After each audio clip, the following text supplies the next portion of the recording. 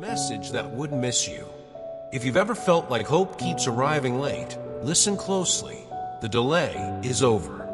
Some messages are scheduled before our calendars exist, and this one has your name on it. I'm speaking to the part of you that almost gave up, the part that wondered if heaven forgot your address. It didn't. Today, the signal cuts through the noise. And yes, there is a private meeting on your horizon.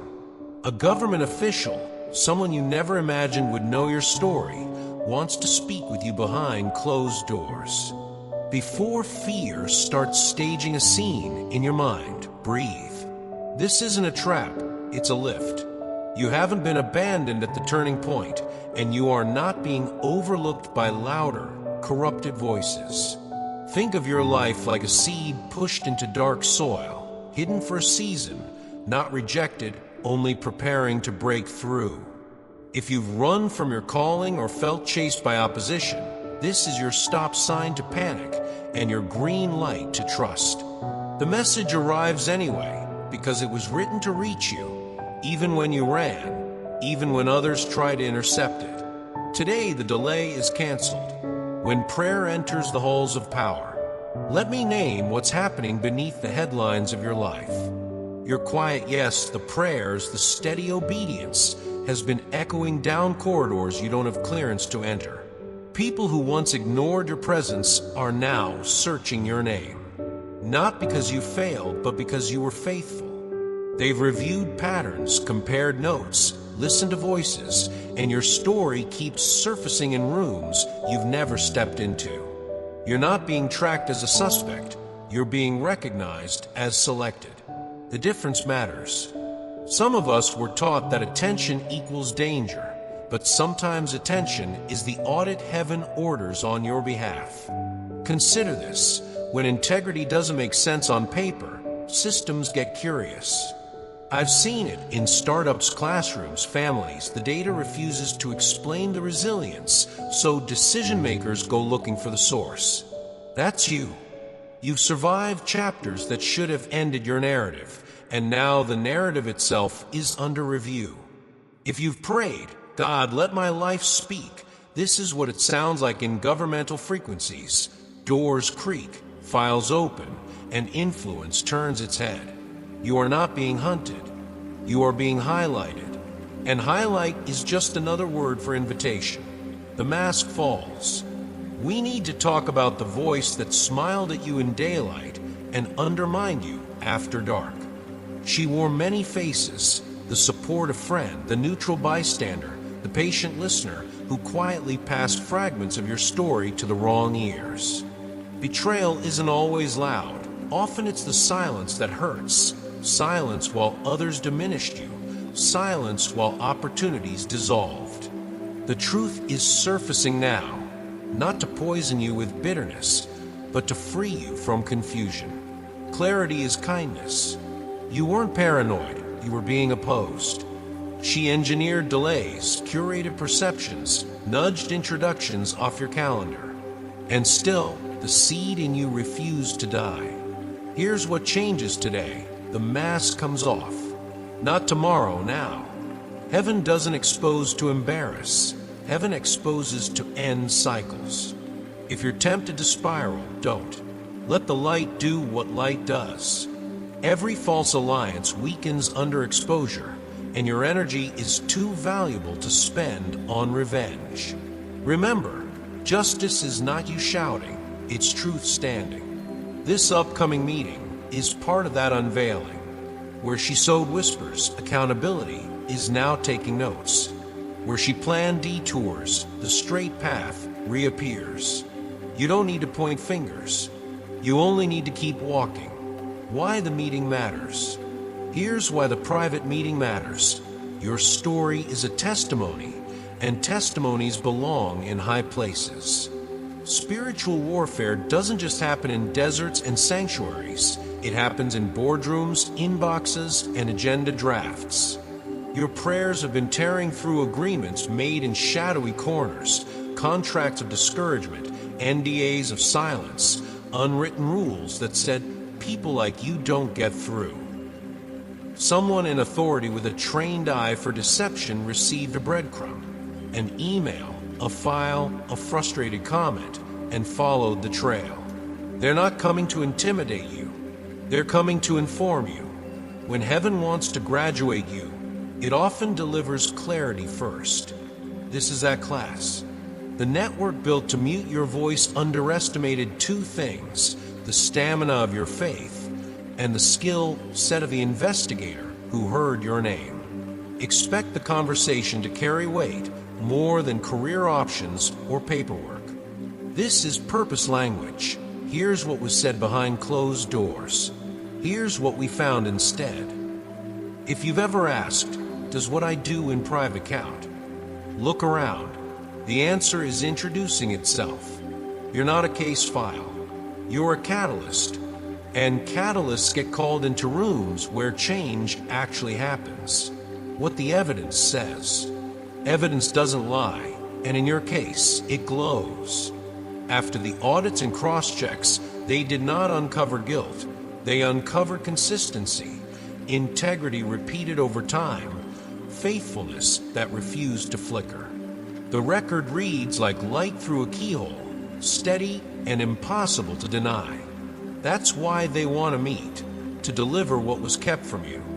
It may be a document that reframes the last few years, a message that explains the strange resistance you felt, a revelation that affirms you weren't too sensitive, you were discerning. The anxiety, not only emotional, prophetic. The dreams, not random warnings. This is the moment where the dots connect and the fog lifts. Think of how a map suddenly makes sense when you see the whole route. The detours weren't proof of failure. They were highways under construction. I've walked through seasons like that, where closed doors later look like bodyguards. You're about to receive language for what your spirit already knew. So approach the meeting with a calm spine and open hands. You are not begging for approval. You are receiving confirmation. And confirmation is fuel. It will carry you past where explanation ever could. Vindication in real time. Vindication is not always a headline. Sometimes it's a ringtone.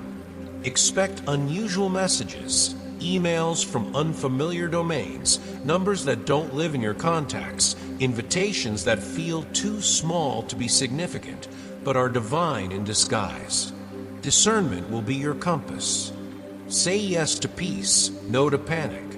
When a narrative shifts, the old author scrambles. That's why the deceiver is panicking now. Control has slipped, and truth is writing in permanent ink.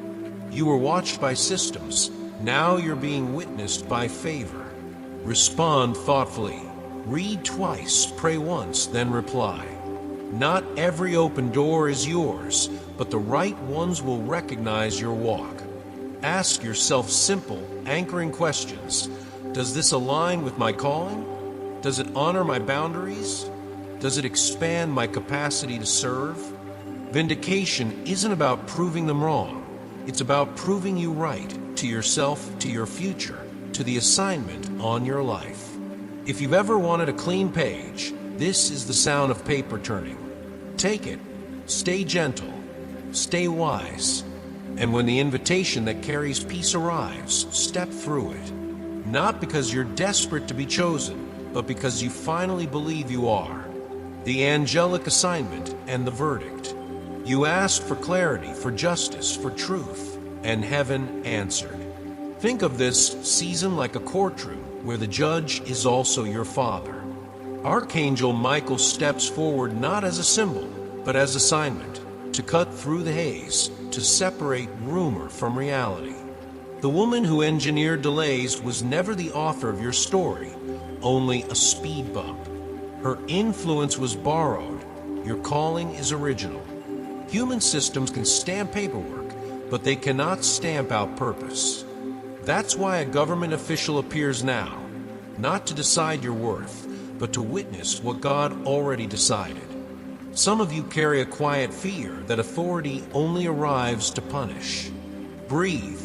This authority arrives to confirm. When heaven renders verdict, Earth receives instructions.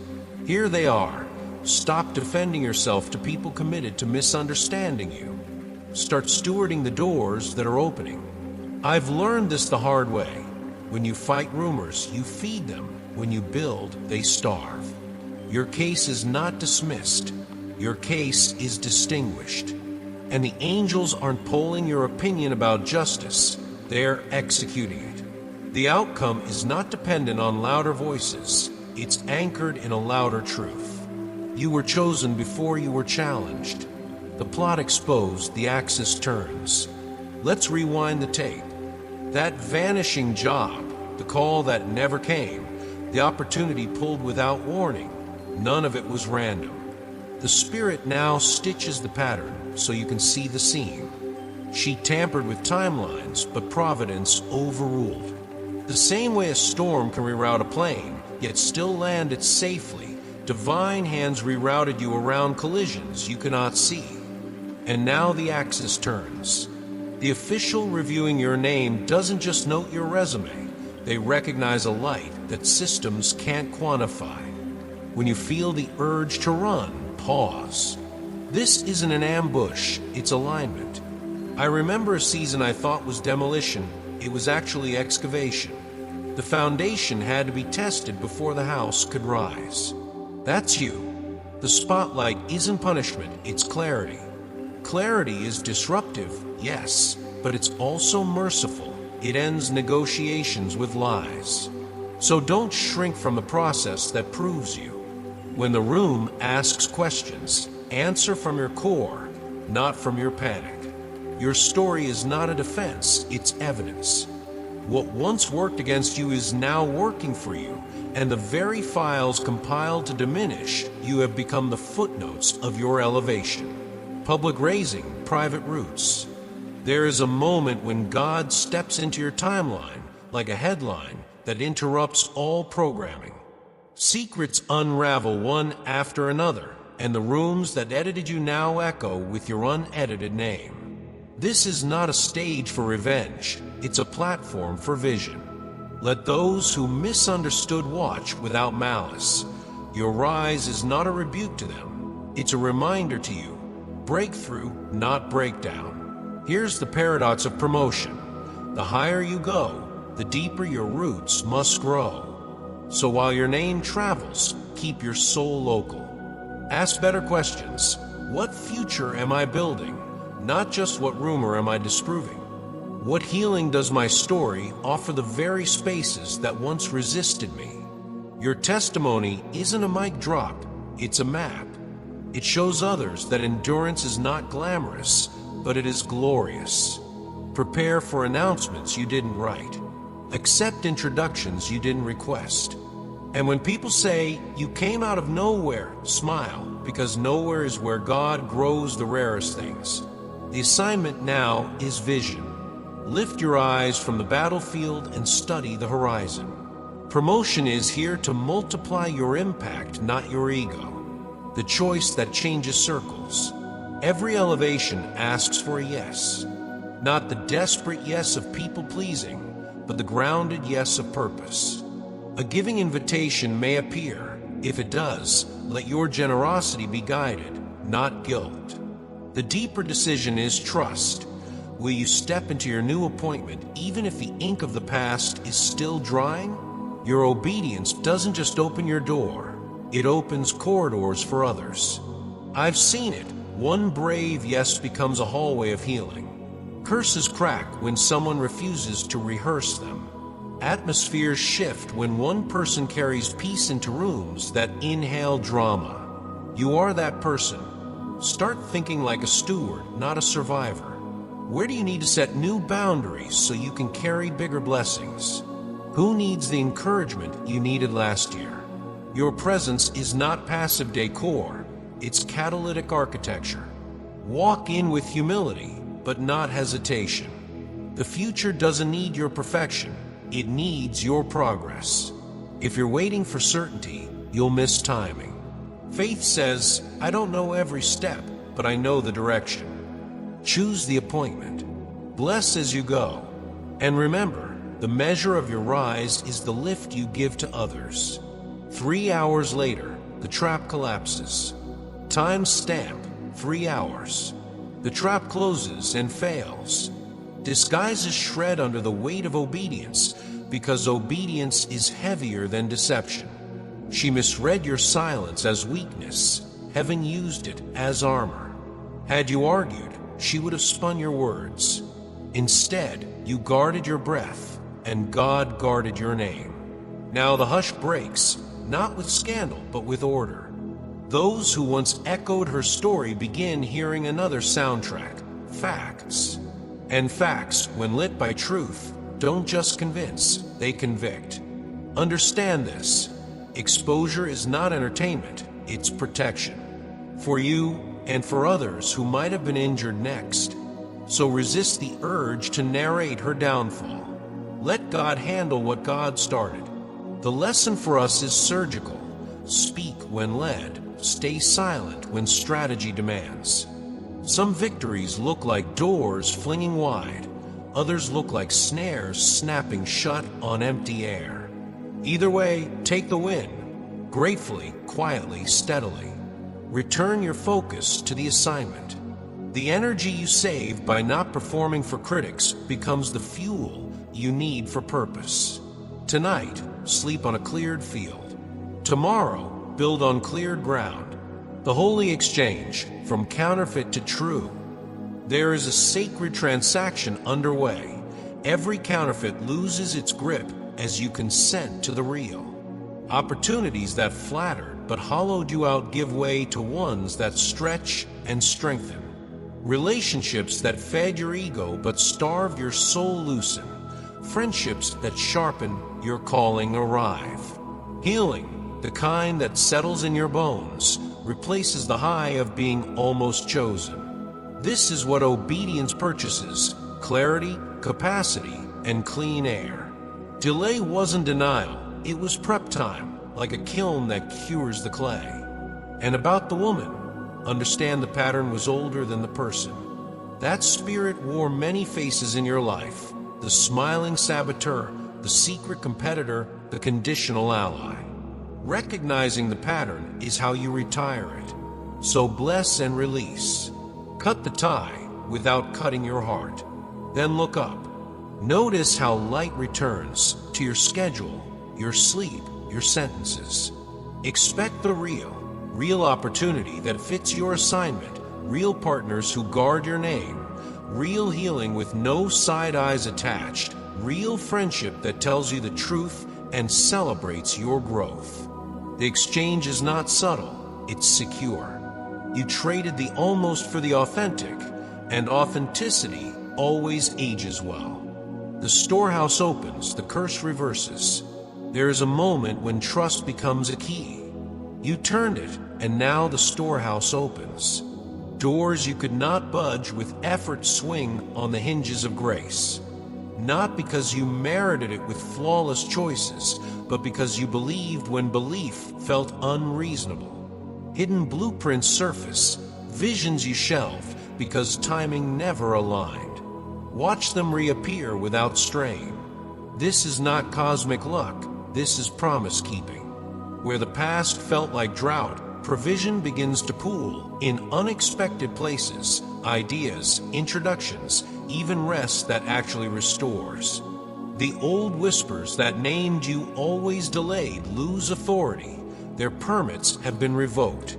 If you've lived beneath family patterns or private vows that sounded like protection but functioned like prisons, hear this: reversal is active. Blessings long embargoed are cleared for release. Expect news soon, not noise, but news that confirms what your spirit suspected. Heaven had your file open the entire time. Your task is simple, not easy. Receive without apology. When goodness arrives, don't bargain it down to fit an old self-image. Don't narrate yourself out of joy. Say thank you, breathe deeply, and steward what opens. Reversal isn't revenge, it's restoration. And restoration carries you forward lighter, not louder. Justice in public, discernment upgraded. Justice has two stages: vindication and calibration. Vindication is what people see, God speaking for you in spaces that once spoke over you. Calibration is what you keep, discernment sharpened, so you don't re-enter cycles you just escaped. Those who dismissed you will watch you stand. Let them watch without becoming your audience. Your assignment is not to win arguments, it's to win alignment. As favor grows, so do counterfeits. The spirit that used her may shop for a new host, perhaps coated in charm, urgency, or flattery. Your upgraded discernment won't just spot what's wrong, it will recognize what's right. Peace without pressure, opportunity without hidden fees, counsel that corrects without controlling. Here's a practice I use. When an invitation arrives, ask, does this require me to betray my boundaries to belong? If yes, it's a no. If you find yourself needing to dim your light to keep the room comfortable, remember, rooms adjust to truth or they reveal their ceilings. Let God continue speaking for you in victory, and you keep listening for Him in whispers. Public justice is a signpost, not a destination. The destination is wisdom, clear eyes, soft heart, sturdy spine. Close the chapter, open the next 72 hours. Some chapters don't close themselves. You have to turn the page. Do it cleanly, not with performative forgiveness, but with real release. No secret subscriptions to old narratives, no backdoor checks on whether they're watching. Pack only what travels, gratitude, lessons, and names you can bless without bitterness. Now pay attention to time. The next 72 hours will carry holy interruptions. They won't look cinematic. They might look like a conversation that lands right, a door you didn't know existed, a phrase that confirms what you prayed in private. Move slowly enough to recognize peace when it taps your shoulder. Journal what arrives. Memory is ministry to your future self. Ask better questions than why me? Try, what is this opening asking me to carry? And who becomes freer if I say yes? When fatigue tries to bargain you back into smallness, rest doesn't mean retreat, it means resourcing. Eat well, sleep on purpose. Pray like a person who expects answer, not explanation. The trap failed, the exposure happened. Linger there just long enough to say thank you, then lift your eyes. The page is turned right on it. Not a coincidence, the official as messenger. If this were only political, it would end with policy. But this is providential, so it begins with purpose. The official who has been watching from a distance isn't your handler. They are a courier. Their attention was softened, their timing arranged, your name whispered in rooms you didn't campaign to enter. That's why their interest feels precise, not random. Don't glamorize them and don't minimize you. Authority is a tool, calling is the current. When they request privacy, receive it as protection, not secrecy, like a seed kept from the wind until it can root. I've learned that favor needs fences. Privacy is one of them. In the conversation, speak plainly. Share what shaped you, not what flatters you. Purpose loves candor. Remember, they carry access, you carry assignment. Together, that makes alignment. If you sense the tug to perform, breathe. You are not auditioning for a part, you're recognizing a partnership. And if your past tries to testify against you, let grace enter the record. The goal of this meeting isn't a headline. It's a handoff, divine instruction moving through human structure so your next step lands where it should. The power of privacy and the shape of calling. Privacy is not punishment, it's a greenhouse. What grows in you has weight, and weight needs cultivation before exposure. In this private exchange, expect questions that carry reverence, details of your history no search engine could fetch, insights about your gifts that feel strangely familiar because heaven authored them. Receive that familiarity as confirmation, not pressure. Since childhood, you've carried a gravity, call it light, favor, or that quiet pull that makes people ask you for peace. This meeting names it, and once something is named, it can be stewarded. Here's the invitation. Let your calling be specific. General light warms rooms. Focused light heals wounds. Where does your story most unlock others? What problem do you love enough to stay with when applause fades? When you answer those, your influence stops scattering and starts building. The official may outline opportunities, bring your boundaries and your why. Destiny doesn't require hype, it requires honesty. If a path advances you but erodes you, it isn't yours. The mark of the right door is this: you feel larger and truer walking through it, not inflated and hollow. Choose truth. The world needs your particular, not a polished replica. Entering influence with peace as your pace. You're not stepping into influence to be impressed by it. You're stepping in to impress peace upon it. Influence without timing becomes exposure without roots. So let timing remain your friend. When invitations multiply, pace yourself by peace. Peace isn't passive, it's precise. It says yes where purpose has oxygen, and no where ego asks for applause. Stay small before God so you can stay spacious before people. Humility isn't self-shrinkage, it's self-stewardship. Speak when it serves, listen when it heals, and keep a private life thick with prayer and ordinary joys, walks, real meals, real laughter. That cocoon of privacy is not just for now, it's a rhythm. Butterflies don't live in cocoons, but without the cocoon, they don't live at all. Ask for words that land gently and firmly, the kind that build bridges without burning convictions. If a room tries to buy your silence with proximity, remember, closeness without integrity is captivity. Let wisdom be your translator, taking heaven's language and rendering it in sentences that systems can understand. And when you feel the tremor of old fear, pause. Peace is your metronome. March to it. The chain reaction and the key called yes. After the meeting, clarity tends to congregate. What was once murky becomes mapped, a new opportunity, a needed boundary, a recognition that your life was aiming at this all along. Classified becomes declassified. You realize that what required clearance was never a secret from God, only a secret from your anxiety. Now the chain reaction begins. One step of obedience introduces you to provision tailored to your assignment. Another step unlocks companionship that protects your name when you're not in the room. Another opens work that feels like worship, demanding in the best way. The key remains the same, yes.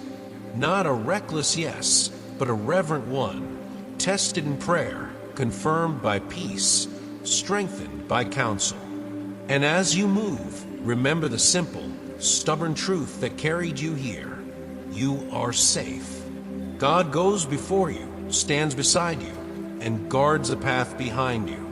Don't disqualify yourself with old narratives. They don't own the rights to your future.